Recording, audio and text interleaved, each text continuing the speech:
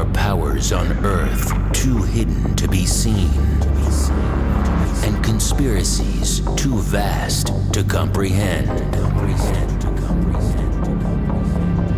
For years, the world has seen fact distorted, reality manipulated, and the truth concealed. Join the Pierre Sebak podcast to uncover the real meanings behind ancient aliens and their symbolism.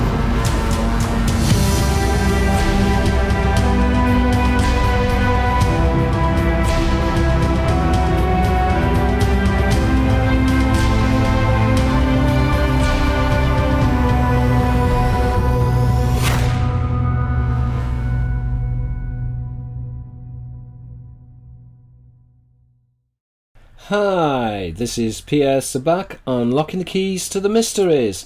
Now today I'm going to be talking about a stitched bloodline, which are understood in the biblical and the apocryphal tradition to be the Rephaim.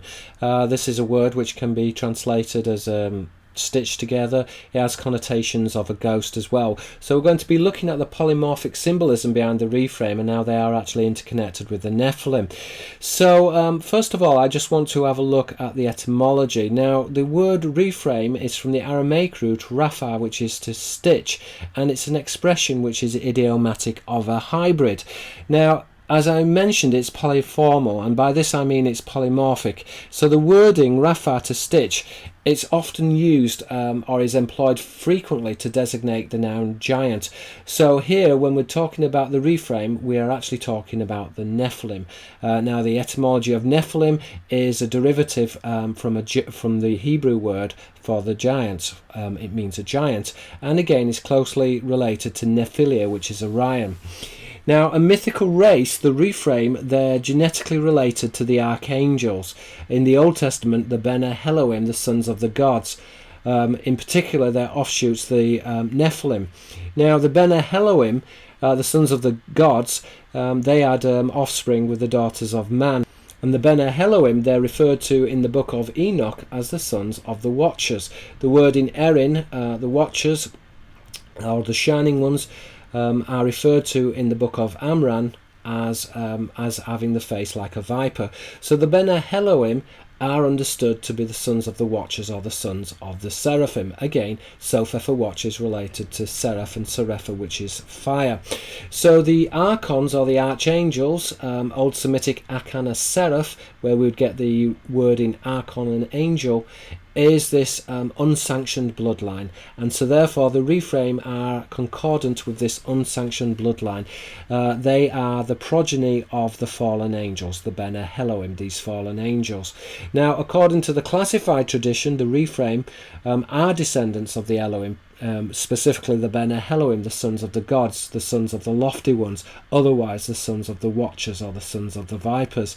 But again, we're finding that the word plays are also consistent with the Elohim and the relationship with the Rephaim. So if we look at the Ruach Elohim, who are their high spirits, we can see within the symbolism that the Ruach Elohim, that they genetically inform the Rephaim, which is a type of jinn, which is a type of ghost. So when we look at this then, if we go into the etymology of the Elohim, singular Elah, a high god, or a high one, or a deity, Elah is related to the Ruach Elohim, the high spirits. Now we see the same wordplay also within the symbolism of the Rephaim. The terminology Rephaim, meaning the ghosts or the high spirits, is related both to Rapha, which is a giant, but is coming, as we mentioned before, the wording Rapha, a giant, is coming from the root Rapha, which is to stitch. So this is a type of hybrid, which are related to the sons of the Watchers.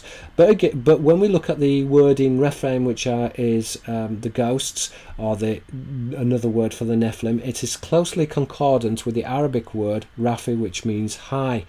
So we can see, therefore, that the descendants of the Ruach Elohim, who are the Rephaim, they are concordant with the high ones, and they are represented as a type of ghost or a type of jinn. Now, the word in jinn, which is a ghost, can be translated in the Hebrew as a seraphim, and indeed the wording jinn, a ghost, is typically translated as a seraphim. And the terminology jinn in the Old Semitic is concordant with gen, which is a serpent or a worm. So these are all terminologies which are associated with the seraphic host or the angelic host, in particular their integration with an Adamic offspring, which is symbolized as the stitching together of bloodlines. Now within the alchemical tradition, the stitching together of a bloodline is sometimes represented as the welding together of a bloodline. But again, we're finding the same type of symbolism with the idea of a grafted bloodline or a family tree. So a scion would be one who is grafted, this grafted bloodline, which goes back to this noble lineage or a noble bloodline. The sons of the boat, the Ben Sira, is another name for an angel. But the Hebrew word Sira, a boat, is rendered in Arabic as Sira, which is Sirius. So the sons of the boat is a synonym for the sons of Sirius, and the grafting together of this angelic lineage, which can be understood to be stitched or grafted together and are equated with the ha-Elohim, the high spirits. So the human angelic component are referred to as the Rephaim. Now the Rephaim are this unsanctioned bloodline which are concordant or equated with the Nephilim. Now the etymology of Rephaim is coming from the root word Rapha, which is to stitch. It's the Aramaic root, and it's a polymorphic term because the term also specifies a giant. So the Rephaim are consistent with a giant, otherwise the Nephilim, and the Nephilim can be represented as the ghosts, which would put them into the same category as the jinn or the ha-Elohim, which are the high spirits. As we said before, the Rephaim, the ghosts, can be represented or are equated with the high ones, and indeed within the Arabic, Raphi also means high. So the Rephaim can be understood to be the high ghosts or the high spirits, which are identical in the Aramaic with the ha-Elohim, the high spirits. So when we break this all down, then we can see that there is this conformity, therefore, with the Elohim and the Rephaim, and that this is encoded in the word in Elah, which is a deity. Literally, it means a high one or a high god. But again, the terminology Elah high is clayleptical. When we switch this around with the Arabic adjective Raphi high, we get the relationship with the Rephaim. So the Rephaim again are born, the high spirits are born from the ha-Elohim, the high spirits. Now, Raphi high is closely analogous in the Hebrew with Rephaim, which is a ghost. So the high ones or the high spirits are concordant with Rephaim, which is a ghost, which is understood to be a type of jinn or gen, which is a serpent. Again, the symbolism is concordant with the ha-Elohim, the high spirits, which are equivalent to the Ben Elohim, the sons of the gods, who are known also as the sons of the watchers, the Erin, the watchers or the shining ones, who are said to look like serpents or vipers. Now, when we look at the juxtaposition between the Elohim and their hosts, which are understood to be the seraphic host or the seraphim and their archangels, Akan, which is the Old Semitic word for a seraph, we see that they are very much aligned with the Rephaim and the symbolism of the Rephaim. And again, when we look into the symbolism of the seraphim, we're finding that there are these similar etymological connections, both with the seraphim and the ha-Elohim, which can be understood to be the seraphim or the jinn. Now the ha-Elohim, the high spirits, are the father of the Rephaim, and they are one and the same with the Ben Elohim, the sons of the gods, who were also known as the sons of the watchers or the sons of the vipers. Now the coming together of this mixed lineage is understood to be a stitched bloodline. So there is this connection between the seraphim, Serapha fire, and if we look at the terminology, there is this morphological permutation on Serapha fire and Raphi, which is high, related to Rephaim, which are the high ones or the high spirits, because as we said, the Rephaim can be translated in the Hebrew as a ghost. A ghost is another word for the ha-Elohim, which are the high spirits being the angelic host, who are also compatible with the symbolism of the jinn, a serpent or worm, which in this respect would be the seraphic host. So when we break this down, the ha-Elohim, the high spirits, otherwise the Ben Elohim or the seraphim, they are paternal to this stitched bloodline, which are the Rephaim. As we said before, the etymology of the Rephaim, literally a ghost or a spirit, is closely concordant with the Aramaic root Rapha, which is to stitch. So it's the stitching together of bloodlines, the grafting together of bloodlines. So And the stitching together of the Rephaim, the ghosts, are those who are stitched together. They're symmetrical with the Nephilim, the giants, this grafted or stitched progeny, who are derived from the Seraphim and their host, the ha-Elohim, the sons of the gods.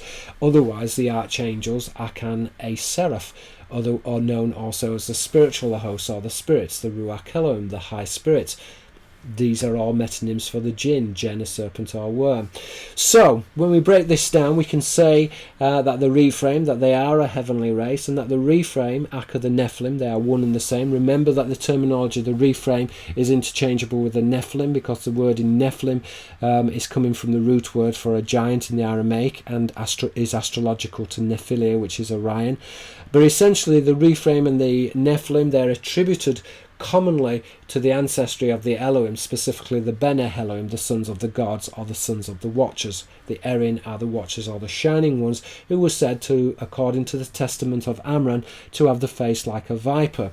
So the Rephaim are these descendants from the watchers, or the seraphim, and they are basically implicit of a jinn, because in the Arabic the seraphim is coming from the etymology of serapha, which is fire. And now fire is an astrological signifier of Sirius. Sira, which is a spark, is Sira, which is the sparkling one, which is Sirius. Now, Sirius is equated with the seraphim, because the seraphim are said to be born of fire, as are the jinn. And this is why the seraphim are translated typically by Arab scholars as a jinn, because the jinn are said to be born from fire. Fire is an astrological marker of the star system Sirius, so they originate from Sirius. Now, according to the prophet of Enoch, the seraphim are identified with the spirits, which would make them similar to the ha-Elohim. Their ancestry is derived from the ha-Elohim, the high spirits, or the jinn, again, which are metonyms of the seraphim. Again, in the Egyptian Arabic, shofar is a type of an appearance. This appearance is a type of spirit. So, if we read from the passage of Enoch, we find that the Nephilim shall be called evil spirits when they come to live on the earth. Evil spirits shall exude from their flesh, because they were created from a mixture of mankind and the watchers. Sofer for watcher equals seraph, which is a serpent, a non-human angel, the seraphim, equated with serapha, fire, and Sira, which is Sirius, this signifier of fire. So the watchers who fly above. So the watchers literally fly above. And if you've watched my previous videos, you'll know that the watchers fly above in wheels, the Ophanim wheels. And the Ophanim wheels are these angelic carriers, which are equated with the throne chariot. And within Judaic symbolism, the wheels are typically adorned with the motif of the eye to denote the watchers. Sofer for watcher, seraph, which is a serpent in the Greek, drakon, which is coming from the root to watch, or to gleam. The shining ones, the gods, the watchers, these are all one and the same. Again, within the Greek etymology, theos, a god, is related to theoros, a watcher, and phos, which is light. So the watchers are a deity who are understood to be a type of dragon or seraphim, who originate from Sirius and are concordant with the seraphim. Now, according to Enoch, the Nephilim are called the evil spirits, and the wording evil spirits it's a clayleptical reference to the Rephaim. So they're taking the word evil spirit and they're switching it with the Rephaim, which are the spirits or the giants, who are the children of the watchers, a metonym of the dragon or seraph. Now, as I said before, these are all terminologies which are implicit of the ha-Elohim, the high spirits. So, in essence, the legendary race of the Rephaim, they are related to the Elohim, the lofty ones, and specifically the lineage of the ha-Elohim, the sons of the gods, who were the sons of the watchers. Generically, these can be understood to be the seraphim, or the archangels, Akan, a seraph, or the spirits which are understood to be the jinn. The jinn are concordant with gen, a serpent or worm in the Old Semitic. So, we're seeing here then that these etymologies, they're all formulated upon a secret narrative, and therefore, if you like, congruity between the Rephaim, which are the ghosts, and the Aramaic root Rapha, to stitch. These are all idioms of the demigods, which are understood to be the Nephilim or the giants. In the Greek, these are the same as the Titans. who were this unsanctioned lineage who were derived from the fallen angels. Again, this sanctioned lineage in the Greek would be understood to be a demigod, or in the Greek the hemitheoi, which is a half-god. The half-god are this stitched together bloodline, but these were the bloodlines of the kings and the nobles who were sanctioned. These were the sons of a boat. In English we would say lordship. In the Semitic there was therefore this correlation between Malak an angel, Malak a sailor, and Malak a king. In English, kingship, one who is born of a boat. The Ben Sira are the ones who were born of a boat. They are this grafted lineage from the Seraphim. So, in essence, the Nephilim are this unsanctioned lineage, and they are a spawn which originated from the fallen angels, and they were considered to have arrived from heaven. And they are this fallen offspring, which are very much characteristics of the jinn or the spirits. In essence, the jinn are said to be born of fire, which is this cryptic signifier of the Seraphim, who are essentially the emissaries of the ha-Elohim, the high spirits. Now the Rephaim therefore are understood to be this hybridized bloodline. They are joined or woven together. In a literal sense, they are stitched or hybridized, and they are the descendants of angels. And this is why there is this correspondence in the Hebrew between the Rephaim and Raphael. Now Raphael meaning God has healed, but the etymology to heal is coming from the etymology to stitch, as in to stitch together. So the stitching together of a sanctioned bloodline, and the fallen angels are those bloodlines which are unsanctioned, which are equated with the Rephaim, or the spirits, or the fallen angels. So if we want to summarize, therefore, we can say that the traditions of the Rephaim is going back to the scatological tradition, in particular the tradition of the angelic sailors. Now, the angelic sailors, that they are a multidimensional species, as I've mentioned in numerous videos. They are related, or they can be understood to be a type of holographic culture. Now, a holographic culture is a race of beings that have deconstructed the mechanics of reality. They exist outside of time and space. They are the masters of waveform, and throughout culture and throughout biblical and apocryphal discourse, we find that these race of beings, particularly the Seraphim, grafted a lineage, stitched together a lineage, and that they interbred with humanity, in which the sanctioned bloodlines were equated with the lineage of the king, and the non-sanctioned bloodline were concordant with the Nephilim, a race which, according to the biblical tradition, was said to have been wiped out by the flood. Now, according to the book of Enoch, this stitched bloodline, which are the Rephaim, which can be understood to be the giants or the ghosts, the terminology is polymorphic. The connotation of the giant in this respect is a stitched bloodline, or a hybridized bloodline, or even a grafted bloodline, hence the symbol of the family tree. But in the words of Enoch, the bloodline of the Rephaim are said to be a mixture of mankind and the watchers who fly above. The watchers is equated with Sopheth, a watcher, and Seraph. And indeed, in the book of Enoch, Enoch uses the word Erin for the wording for the watchers, or the shining ones. Now, the Erin are said, according to the Testament of Amram, to have the face like a viper. So again, the symbolism is concordant, and the watchers, the Erin, are equated with the Elohim.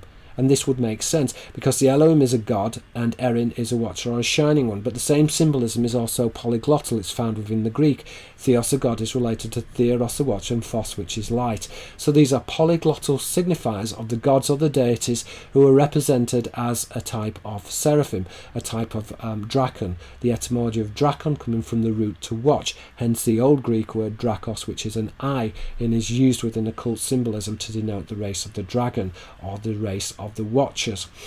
Now, the Nephilim and the Rephaim, they are a source of controversy within the old traditions, and they were the cause for the conflict between the angels. This is known within the Greek traditions as the fall of the Anthropos, and is equated with the Titanomachy, which is the war of the Titans. The war of the Titans was this war in heaven between the grafted bloodlines and the non-grafted bloodlines, and is really appertaining to the corruption of the Anthropos, which was the grafting together of bloodlines from different races or different factions. As we said before, the race of angels are concordant with both the cherubim, which are the proto-human angels, which are the human angels, and then the non-human angels, which are the seraphim.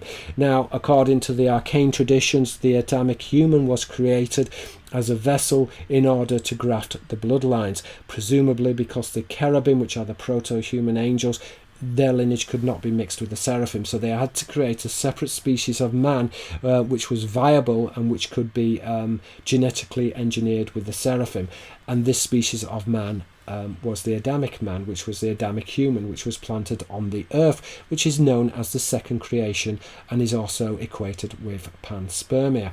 Now, the fallen angels procreated with the daughters of mankind. This was an unsanctioned lineage, and therefore this created disorder and sedition, which led to a war within heaven, and then led to the second creation, which was a planting of the Adamic race and the installation of the monarchical lineage, hence which goes back to the Ben Sira, the sons of a boat. Again, the etymology of Sira, boat, is equated in the Aramaic with Sara, prince. Za is a polymorphic word. It means an angel or an alien. The polymorphic, so the terminology angel is synonymous with an alien and is equated with Sira, a boat, which we said is Sira, which is Sirius. So these are all one and the same signifiers. Now, the Ben Sira, the son of a boat, or the sons of Sirius in the Arabic, would denote the Illuminati, the Akzari. The Akzari is a wordplay on the Akzari, the son of an angel or an alien, which goes back to Sirius, the sons of the Shining Ones, the Illuminati. So that's essentially a little bit of history going back into the disorder between the angels and the Titan Maki, which is this war within heaven.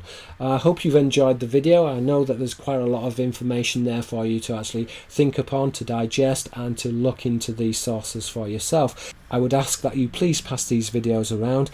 Please try to educate other people. This is Pierre Sabak. Let's try and make this a better world. Thank you very much for listening. And if you do enjoy this video, please give me a thumbs up and please subscribe to my channel. Let's make this a better world. Thank you very much.